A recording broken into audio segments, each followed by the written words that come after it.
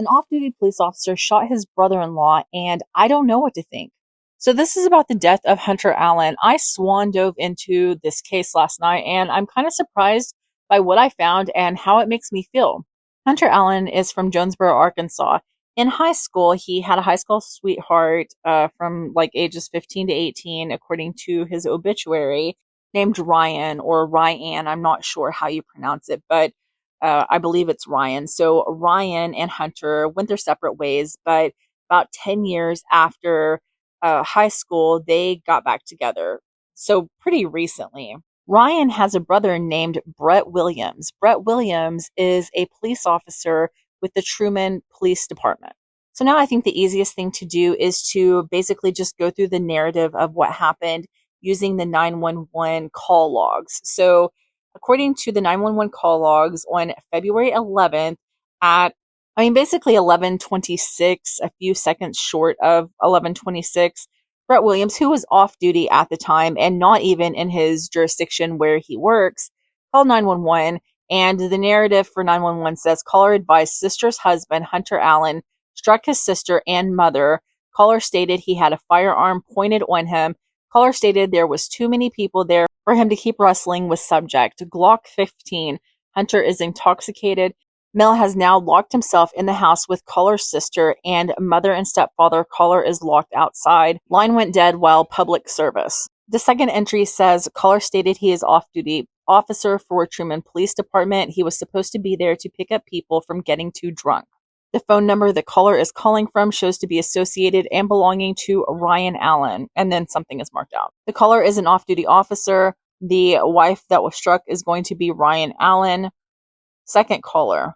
Male has now been shot in the chest. So the initial call was made at 23:25:52, and by 23:30:55, Hunter had been shot in the chest. That's 5 minutes and 3 seconds. The narratives continue. Sister's husband was shot. Male shooter is standing out front, advised to put firearm away and have hands up. The net is direct. Male is breathing. Male is responsive. Victim is breathing and responsive. Shot in the chest times 2. Shooter is still on scene. He is currently speaking to an officer on scene. So by that time, police and first responders were on the scene. Police are trying to figure out what happened, and first responders are trying to help Hunter Allen. Now, he was supposed to have a helicopter land. They actually did prepare for a helicopter to land to take Hunter Allen to the hospital for treatment, but they later changed and decided to take Hunter Allen by ambulance. I think at that point, Hunter Allen was having to have chest compressions. So it was going downhill pretty fast, right? I believe by the time they got to the hospital, the ambulance said that they had been doing chest compressions for somewhere like 30 minutes. And I have to add, I got several messages regarding the Hunter Allen case, and I think there are a couple of comments and other videos about Hunter Allen, and people requesting that I do videos or dive into this case. So that's really why I looked it up to begin with. But I went on Facebook after I read the narrative from 911. I took to Facebook like I do sometimes when I'm being nosy. And I found some posts that I found, to be pretty interesting. Now, to be fair, like this first post, it's from Hunter's sister, Ashley Allen, and the Hunter's family's hurting, right? And families say things when they are hurting. So just keep that in mind as I go through this post. Can anyone answer me why Ryan Williams set up a GoFundMe account? She posted that the motive of Hunter's murder was not for his life insurance policy because she stated Hunter Allen did not have one, nor did he have any money. I'm curious how they were going to afford a new house. She just recently gave birth to another child, and as parents, we all know how expensive one kid can be. I can't even imagine how expensive numerous kids could be. How was they going to pay for the new house she wanted? The appointment was already made for the paperwork to be signed and finalized. The appointment was missed because it was made for the day after Hunter was murdered. For everyone who made donations, I'm sure she is very grateful and appreciative to everyone who donated. The funeral arrangements have all been made, and she is finishing up on the paperwork as I'm typing on the purchase of a new vehicle. Wow, you friends must be very generous. Must be nice to have such caring and giving friends. Makes a person wonder. As for her injury on her head that was reported to happen at the scene of the crime, well, I have documentation that her injury to her head occurred at their house after Hunter pushed her off of him because she was hitting him in the face. Was there other adults in the house where this argument started, or does Paisley count as being an adult? That's a big responsibility for a little girl to watch all those children, but I'm sure she has a lot of, and I believe that's supposed to be practice. If her mom and brother were there with them, why did they all have to go get Hunter? Makes sense if one of them drove her because she was intoxicated and they wasn't, and all the other non-intoxicated adults stay there with all the kids, or was all the adults intoxicated and drinking and driving?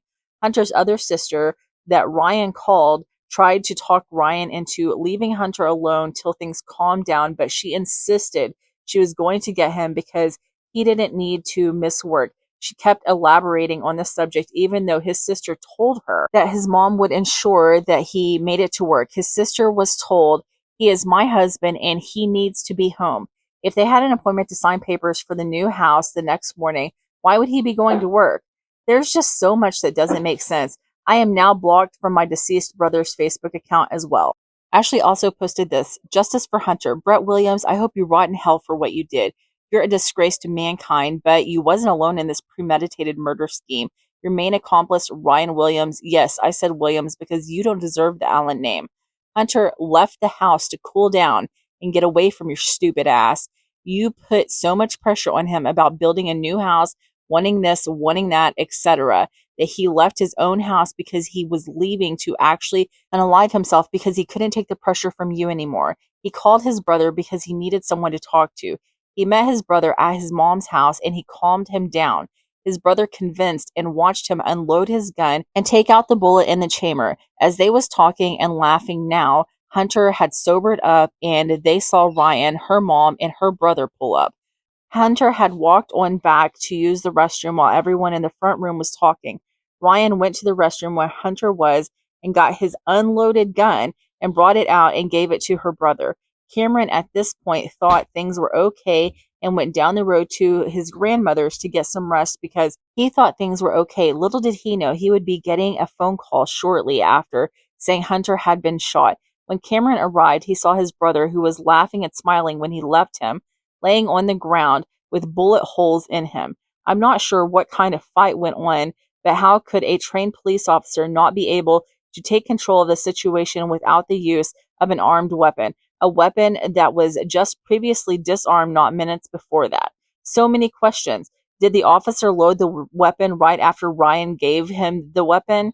How did he have enough time to load the weapon after the fight started if he was trying to break it up? Was he not skilled enough to de-escalate the situation without having to use armed protection?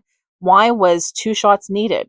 Why was the chest aimed for first instead of a foot, hand, etc., somewhere else less invasive, especially to an unarmed person? Could someone please answer these questions for me? We, the family, deserve answers. Hunter deserves justice. Without explanation, the whole thing looks planned, premeditated. Ryan supposedly knew my brother. She knew he needed time to cool down, but instead of giving him that, I now have a brother who has been murdered. How do you sleep at night, Ryan? And what was the reason? Was it money? Life insurance?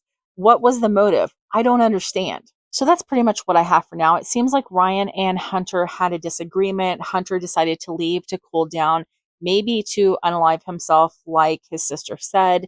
And then that situation was de escalated. But Ryan and her mom and brother went out seeking Hunter, trying to force him to go back home. And then within a short amount of time, Hunter is dead with 2 gunshot wounds to his chest.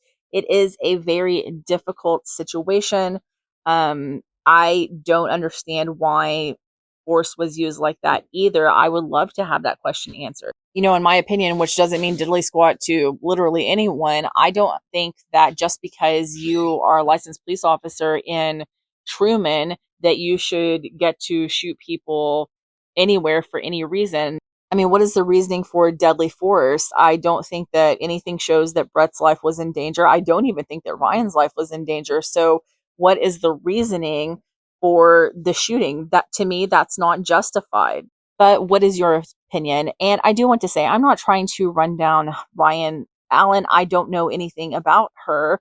All I know is what I'm seeing, and what I'm seeing just looks, I don't know, shady, but is it shady to Ryan or is it shady to Brett or what? I can't really say.